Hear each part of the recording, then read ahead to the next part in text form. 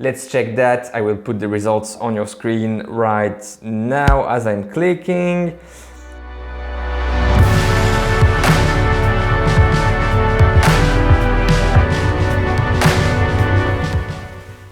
Good morning everyone, I just got back from my run where I have tested the MetaSpeed Sky, the Adidas Adios Pro, the Alphafly and the Nike Vaporfly all in one run. I haven't looked at the data, that's very important. I haven't yet looked at the data. First of all, maybe I'm gonna write down some thoughts because it's eye-opening, really. Like, testing the 4 shoes during one single run is eye-opening.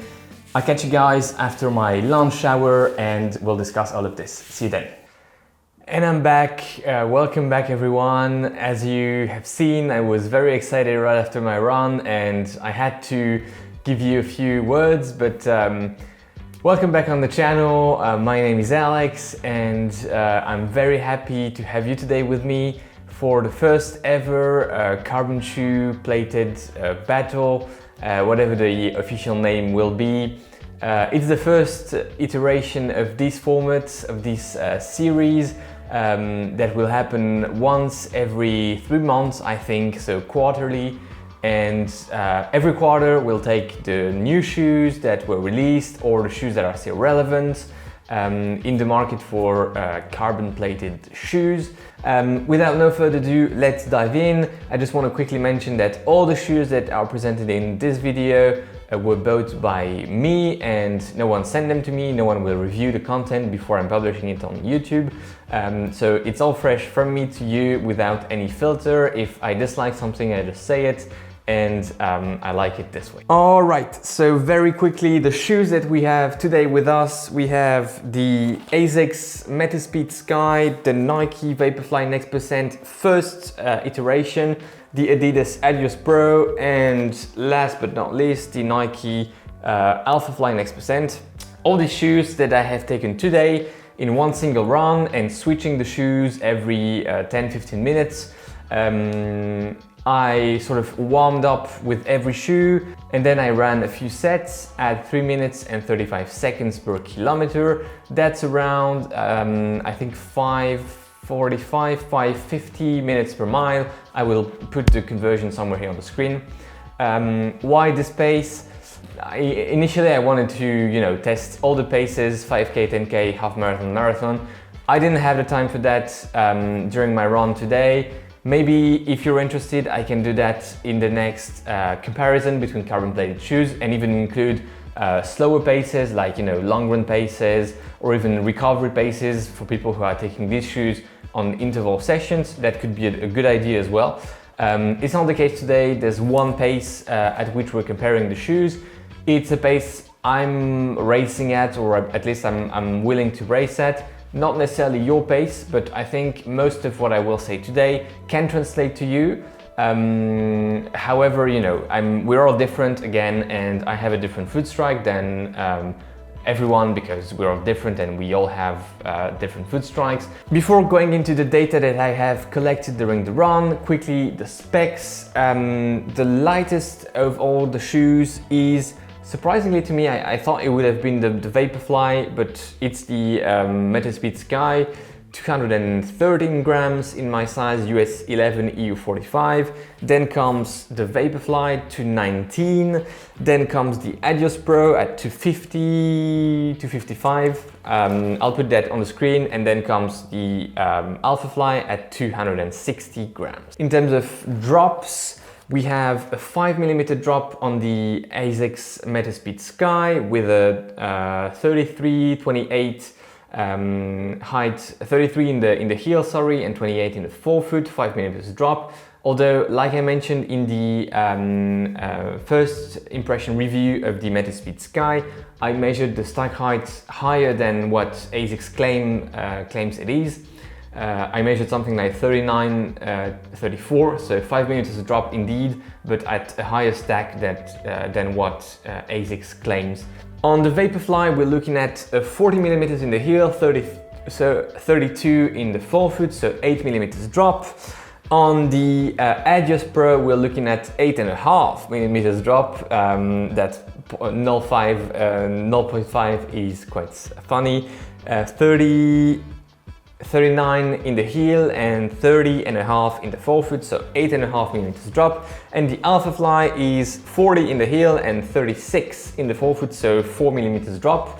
So lowest drop goes for the Alphafly, and then the highest one is on the Adios Pro, 8.5 millimeters drop. All right, so first in terms of data, let's begin with the Durometer test. So essentially the Durometer is that tool that you apply to a surface, and it helps you determine with a number how hard or soft is a foam, a material, a plastic. It turns out, and I will put the results right now on your screen, that the softest foam, midsole foam, is on the MetaSpeed Sky. Not by far, but a bit softer than on the Adios, that comes second. And then we have the Vaporfly Next percent, that is third, and the hardest one in a way. It's not necessarily hard, but just, you know, on that Durometer scale, it's the hardest that I measure across the 4 pairs. And in the screenshot that you will see right now on your screen, there are also other pairs of shoes for just for you to get a sense of you know, where these specific shoes stack against shoes that are relatively common. So the hardest one is the Alphafly, sorry. Quite interesting, and that's a great segue. We'll directly look at the bounciness. Let's check that. I will put the results on your screen right now as I'm clicking. So to look at the bounciness, we're looking at the time between max pronation and toe off, and the lower the better. So the lower the more bouncy a ride is, and indeed the bouncier ride is on the MetaSpeed Sky. Then comes the Adios Pro, then comes the Vaporfly, and then the Alphafly. So here, no big surprises. We have the exact same order as the Durometer test. So the softest foam leads to the bounciest ride, and the hardest one on the Alphafly leads to the least bouncy ride. Quite interesting. I mean, putting that into perspective is I think, quite interesting. Okay, so now we will be looking at cadence and stride length for all the shoes, so tested at the same pace on the exact same course. So we are discovering right now together, you on the screen and me on the laptop here, the cadence. All right, so the highest cadences, you're seeing it as well right now. The highest cadence is on the Vaporfly, and the lowest one is on the Alphafly. Okay, very interesting. And then not far from very high cadence as well is the MetaSpeed, and not far from the Alphafly, meaning low cadence, is the Adios. In terms of numbers, we're looking at 174 for the Alphafly and the Adios Pro, that ballpark, and 178 for the Vaporfly and the MetaSpeed Sky.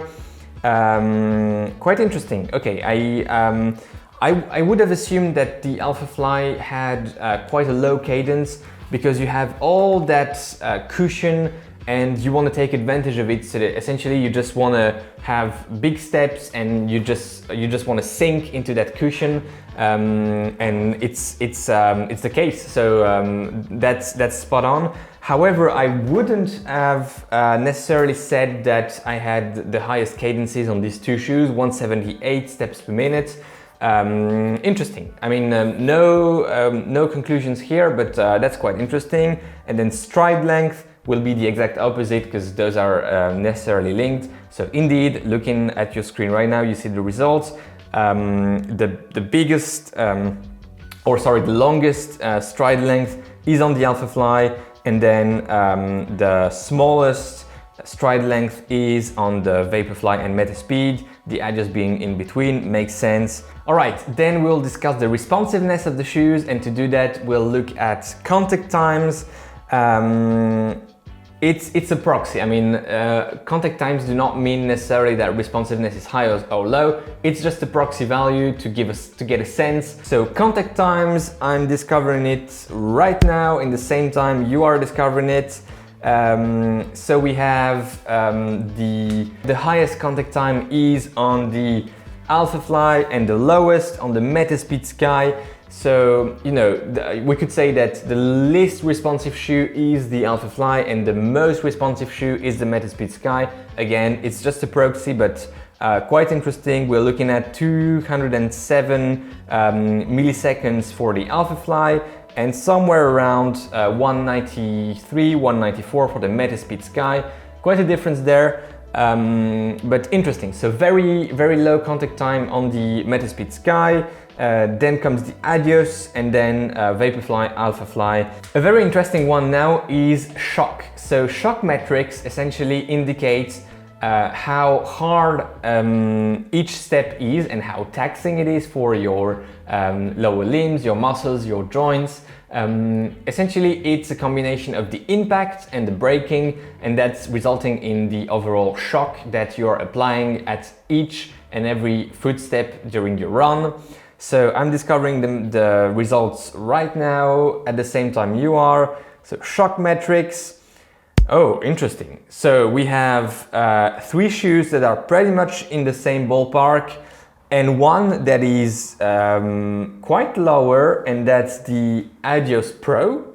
Interesting. So Adios Pro has the lowest shock and potentially the lowest sort of taxation on your muscles. That's quite interesting. I wouldn't have bet on that. And the 3 others are in that same ballpark. So 2 different families here. Adios Pro, less shock, and these 3 have a higher shock impact when landing. That's quite interesting.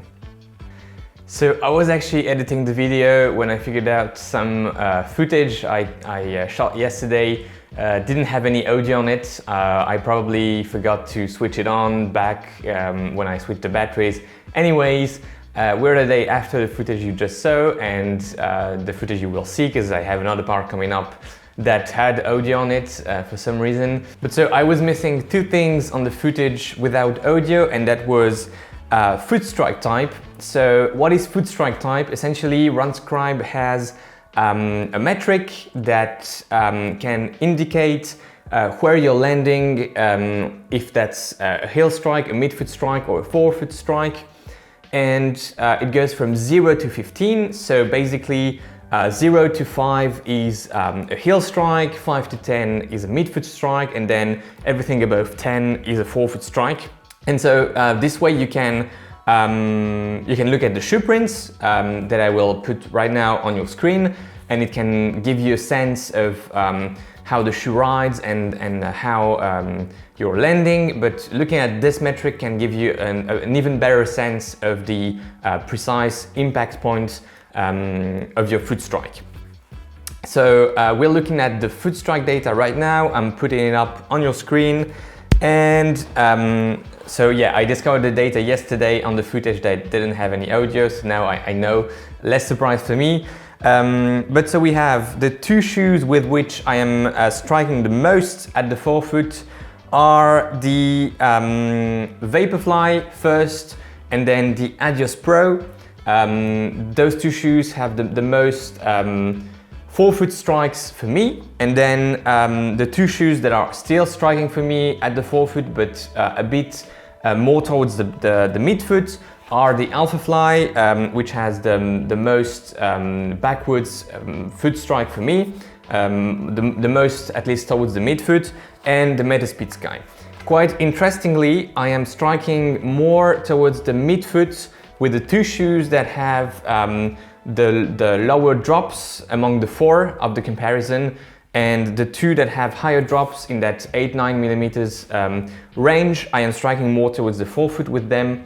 Quite interesting, you know, no big conclusions here, but that's the type of thing that you may want to consider yourself when looking at your data, or simply, you know, by feel, what type of drop you need in order to maintain a certain type of foot strike, or what type of drop you may want to purchase a shoe with, depending on the foot strike that you have at increased paces and decreased paces. Next up is pronation, and pronation essentially indicates the angle that you have between the most angled position of your foot, likely when you're striking, at least that's my case, and the horizontal position. So this angle between, you know, this line and the vertical line is indicating the pronation, or the contrary would be a supination, which is not my case. I'm pronating a bit.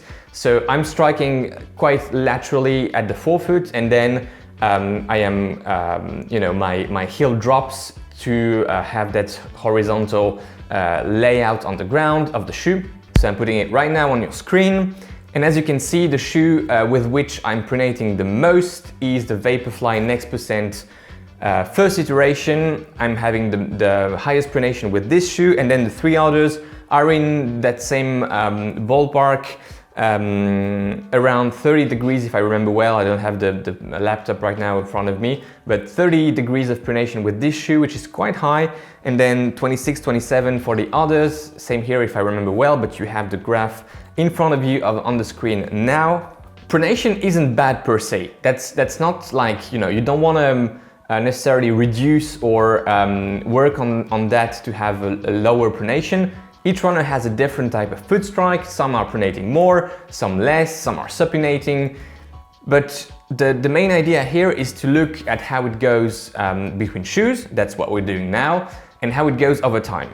Now, between shoes, the interesting thing is that a higher pronation means also, or can mean, depending on research, but some research indicate that higher pronation can mean a higher injury risk, which obviously we don't want. Now, there are some runners that are pronating a lot and that are never injured. Some others are not pronating at all and are very injury prone. So, you know, you have to take this with a grain of salt, but it can be a proxy or an indicator for injury risk. In my case, it seems like the Vaporfly is the shoe with which I'm pronating the most. Again, you know, that's just another data point to take into account. Okay, so now let's answer one of the main questions of this video. How am I gonna use these shoes in my training, racing? And depending on which type of runner you are and your needs, which shoe you should be looking at. So first, low-hanging fruit, my case. So, you know, I'm quite tall, 182, 83 centimeters, 5 feet 11, I think that is. And pretty light. I'm 66 kilos, 145 pounds. So, you know, for runners, and I'm more of a, you know, forefoot striker. Runners like me, or at least myself, and maybe runners like me will be interested by my choice. For the marathon, I would tend to stick with the marathon shoe I was using, and that is, and the last marathon I ran was in 2019, so it's not like I'm running tons of marathon, that's not my main discipline, and that is the Vaporfly. Essentially, I feel like when my heel strike is deteriorating, when fatigue kicks in, the Vaporfly will be the shoe with which I will have the best support in the heel, while still maintaining a quite you know, reduced weight. And the forefoot strike works well for me. It has a nice energy return. So for the marathon distance, I would stick with the Vaporfly. However, and that's something I wasn't necessarily expecting even a few months ago, I think that for the half marathon and the 10K, I may not go with the Vaporfly, but I may go with the MetaSpeed Sky. Essentially, I feel like this shoe has a very aggressive forefoot ride for me that works quite well at these paces. It requires lots of energy, but it seems like for a stride runner like me, or at least stride-oriented runner, it's a shoe that really can work well. I like the fit. I like the ride, I must say, and I think half marathon shoe could be the MetaSpeed. Now let's go the complete opposite weight-wise. So let's say heavier runners, what you may want to consider. I think the Alphafly can work well for heavier runners. That's basically because you have a ton of cushion and more stability overall, not necessarily everywhere, but overall a good stability that can work well for heavier runners. Now let's go the opposite for me, but in terms of foot strike, so heel strikers. I think heel strikers may be interested by the Nikes. Why is that? Mostly because the heels are not necessarily very stable, but have the best cushion and the best landing on these two shoes. The transition towards the forefoot for the toe off is decent, even more than decent is good. So, and to the contrary, these two shoes, the Adios and the MetaSpeed, have quite harsh heel landings, and heel strikers, I'm not sure they can really make the best out of these two shoes. Now, Cadence runners, so runners that have that faster turnaround, let's say, you know, everything above 185 steps per minute. I think here again, the Vaporfly can do a good job, basically because the plate is not too stiff. It's a shoe that you can bend, whereas, you know, take the MetaSpeed, it's unbendable. It has a very rigid plate. And Cadence runners don't necessarily have the same amount of strength, of power, of leg stiffness or spring stiffness that they're applying at every footstep. And therefore, I think they need something a bit more pliable, a bit more flexible in terms of rigidity of the plate, of the carbon plate.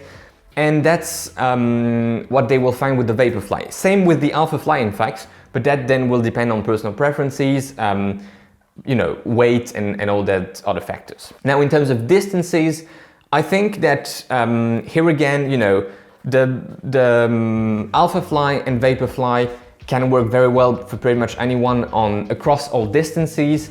Runners that have a bit more strength or that are striking more towards the forefoot may also be better off with the Adios and the MetaSpeed. Yeah, so I hope this video was useful for you. This should happen every quarter, updated with new shoes that are released, and you know, comparing essentially what's the best shoes for everyone, for myself and also for you.